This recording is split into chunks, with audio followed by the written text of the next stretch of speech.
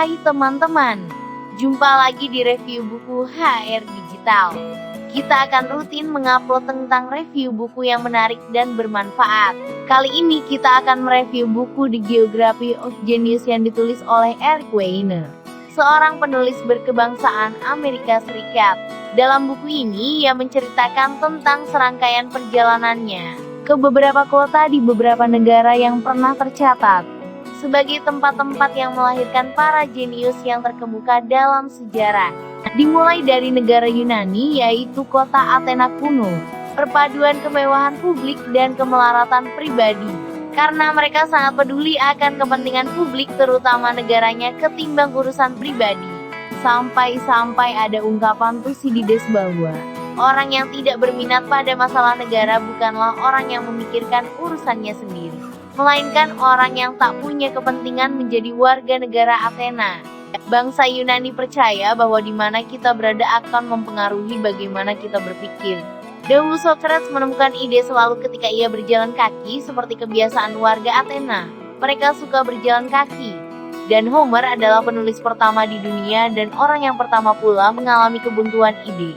Karyanya yaitu Odyssey mengatasinya dengan berjalan kaki. Mereka hidup dengan sederhana dan menyederhanakan hidup.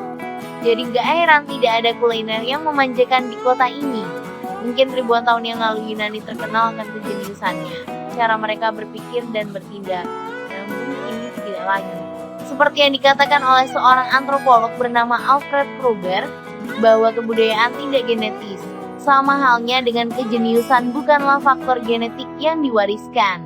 Kemudian kita diajak ke kota Hangzhou, Cina. Ada kutipan yang menarik. Yang membedakan orang jenius dari orang gagal sebenarnya bukan berapa kali dia berhasil, tapi berapa kali dia memulai dari awal. Kebiasaan orang Cina adalah minum teh. Mereka begitu menikmati minuman ini seperti bagaimana mereka mendalami apa saja yang mereka tekuni. Pada abad ke-11 seorang jenius bernama Shan Kuo menuliskan semua ide-idenya dalam sebuah buku catatan, layaknya Leonardo da Vinci. Salah satu yang telah ia temukan adalah kompas magnetik. Sementara masa modern ini kita mengenal Jack Ma yang dapat menyaingi startup di dunia barat. Apa yang menyebabkan mereka dikenal sebagai salah satu negara yang memiliki kejeniusan? Salah satunya adalah habit yang ditularkan oleh kalangan atas, para penguasa-penguasa yang ada ketika itu. Mereka sangat mencintai membaca, menulis, dan melukis. Wina, Austria. Di sini kita akan mengenal Beethoven, Mozart, dan Freud, banyak lagi yang lain tentunya. Jenius itu tentang selera, tentang arus budaya yang saling membaur dan menciptakan lingkungannya. Pada masa itu, Wina adalah arus budaya karena merupakan persimpangan internasional, bangsa lain-lain membaur di sini. Seperti dari bangsa Slavia, Hungaria, Spanyol, Italia, Prancis, dan Flemish. Ada yang menarik, dalam buku ini seorang warga Wina menggambarkan bahwa Wina adalah seperti hedonisme yang lembut.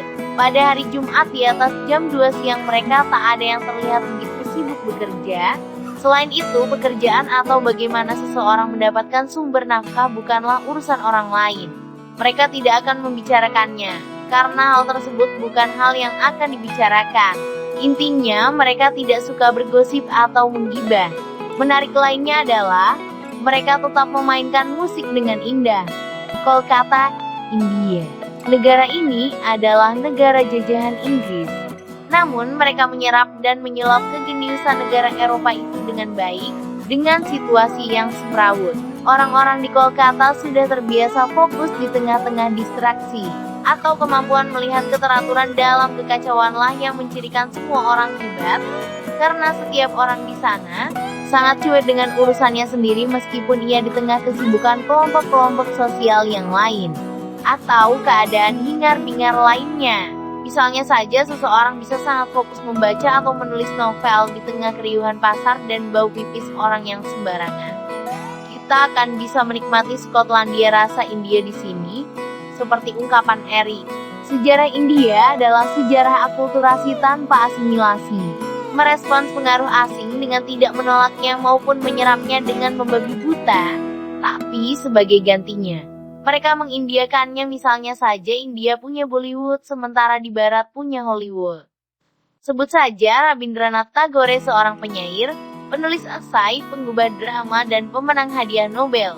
Namun bagi Eric, masa-masa jenius itu hanya menjadi pembicaraan lampau seperti karya-karya Tagore yang senantiasa wajib mereka baca. Florence, kota yang dalam sejarahnya dikenal dengan peradabannya yang tinggi di daratan Eropa, melahirkan Leonardo da Vinci, Michelangelo, Botticelli, Rosselli, Filippino Lippi, Cosimo de' Medici, dan banyak lagi. Cosimo adalah patron seni terkemuka yang memiliki Bank Medici. Pada masanya mungkin ia bisa disamakan dengan Bill Gates pada masa kini. Bangunan yang terkenal adalah Duomo karya Brunelleschi. Namun kejayaan Florence masa lampau runtuh oleh materialistik dan konsumeristik. Pada akhirnya kegeniusan Florence kini hanya menjadi kenangan sejarah. Edinburgh, Skotlandia. Apa yang akan kita temui di kota ini bersama Eric? Adam Smith adalah filsuf yang membawa pemikiran kapitalisme dan begitu termasyhur dalam bidang sastra di seluruh Eropa pada masanya. Jadi, apa kesimpulan untuk kegeniusan bangsa Skotlandia ini? Mereka lebih fokus pada perbaikannya.